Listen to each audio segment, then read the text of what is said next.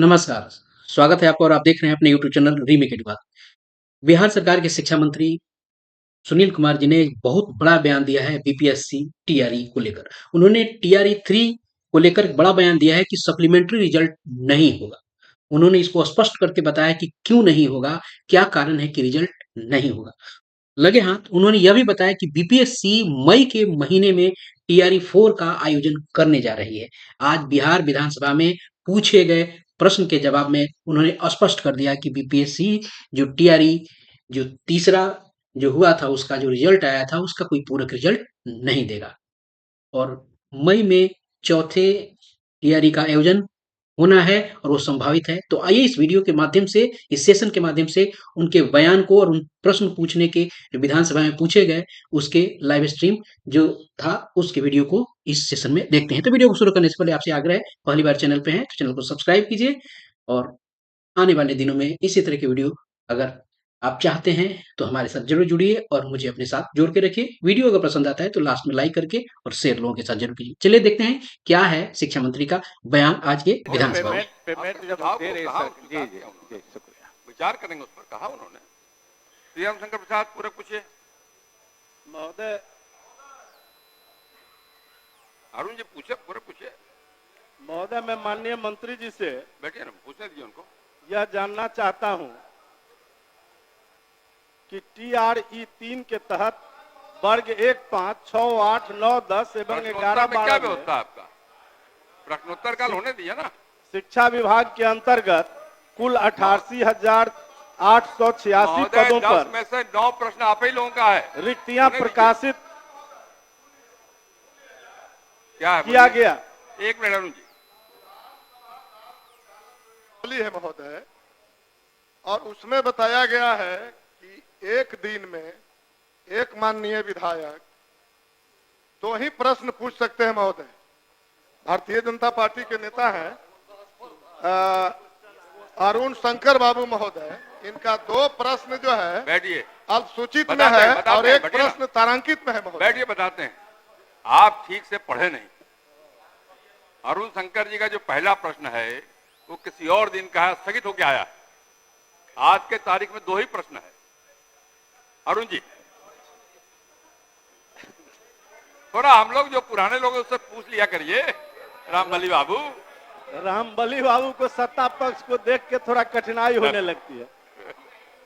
महोदय मैं माननीय मंत्री जी से जानना चाहता हूं कि TR3 के तहत वर्ग 1, 5, 6, 8, 9, 10 एवं 11, 12 में शिक्षा विभाग के अंतर्गत कुल 88,886 पदों पर रिक्तियां प्रकाशित किया गया।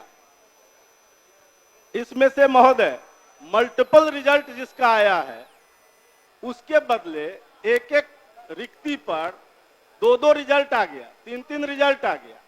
तो क्या उससे जो रिक्ति फिर बनी है उस रिक्ति के लिए महोदय क्या महोदय 15/1/25 के जारी प्रपत्र के आलोक में अध्याची शिक्षा विभाग क्या अध्याचना कर सकती है कि उनके जगह पर उन लोगों की फिर से बहाली हो जाए? माननीय मंत्री। अध्यक्ष महोदय, हमने अपने जवाब में स्पष्ट लिखा है कि 88,886 पदों की रिक्तियां प्रकाशित किया गया था। आरक्षण रोस्टर के परिप्रेक्ष्य में बिहार लोक सेवा आयोग द्वारा परिणाम प्रकाशित किया गया है।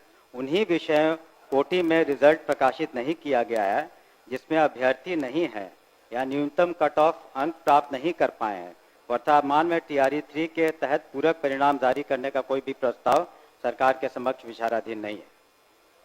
तो स्पष्ट है, जब कोई अभ्यर्थी नहीं है। नहीं, अभ्यर्थी है महोदय। अरे अभ्यर्थी है, नहीं है तो 6 से 7 हजार महोदय, 6 से महोदय 6 से 7 हजार तो ऐसे अभ्यर्थी हैं जिनका रिजेक्ट कर दिया गया और बाकी ऐसे अभ्यर्थी हैं महोदय, मार्क नहीं आएगा तो क्या करेंगे? नहीं महोदय, ऐसे अभ्यर्थी हैं जिसके बारे में हम जानना चाहते हैं कि जिनके मल्टीपल रिजल्ट आ गए।